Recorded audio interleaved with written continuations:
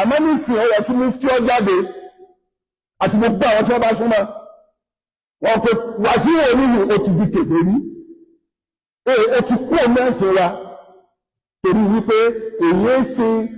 Islam tó wá attract mi lọ́wọ́ kan yìí fẹ́rí pé nǹkan chọ́ọ̀chì òun lọ sí chọ́ọ̀chì máa lọ ọ wá ní ibo gbogbo bí ẹ̀sìn lòun wá Ọlọ́run sí innahu la yuflihul kafirun wa man yad'u ma'a Allahi ilahan akhara la burhana lahu bi. Àwọn àfáà tí wọ́n súnmọ́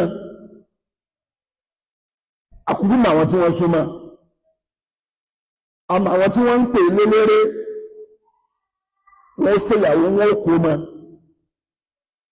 wọ́n sì bá dé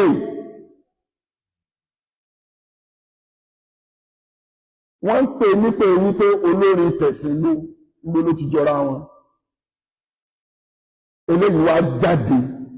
play tẹ́lẹ̀tẹ́lẹ̀ àwọn dìfẹ́ǹdì rẹ̀ ní bàbá wa sọ fún wípé gbà pé ti apologize ó lè torí ẹ̀ kó inú ẹ̀sìn nígbà wọn wí yìí wọ́n mufti orí ìwé ńgbà náà pé tó jẹ́ kó wọ́n àmọ́ nísìnyí ó yẹ kí mufti ó jáde àti gbogbo àwọn tí wọ́n bá súnmọ́ wọn pé Wasiu oníhù ó ti di kèfèrí ó ti kú ọmọ ẹ̀sìn wa torí wípé èyí ṣe Islam mọ̀ bí ẹni tó mú ìrí Ọlọ́run fún ni mo kà á kún it an insult to the entire Muslims ó wí ni pé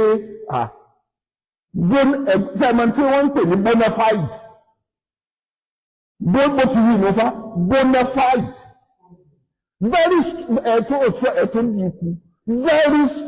very strong member àwọn tí ṣe pé bí wọn ò bá rí wa nǹkan ṣe nísẹ̀gbẹ́ yóò tún wá lọ mọ́sálásí ìjímọ̀ ìmọ̀bù kó tún máa wá ṣàdúrà fún lóyún yóò tún wá lọ yídì wọ́n fún lóyún láyè ní yídì àbásàlátù tó dálẹ̀ báwọn àfáà tí ń bẹ̀ ń bẹ̀ tí wọ́n bá ṣe àwọn tó bí ní ganu sí abájọ ewu bó ti wọ àwọn àfáà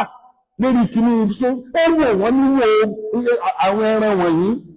pé ọ̀tá làwọn eléyìí ìtò ń wí gbọ́nà ń ṣẹ̀ṣẹ̀ ń yé èèyàn ni pé èmi sára yín ara yín ló kú àmọ́ nísìnyí ó yẹ kí mufti ó jáde àti gbogbo àwọn tí wọ́n bá súnmọ́ wọn pé Wasiu oníhù ó ti di kèfèrí ó ti kú ọmọ ẹ̀sìn wa torí wípé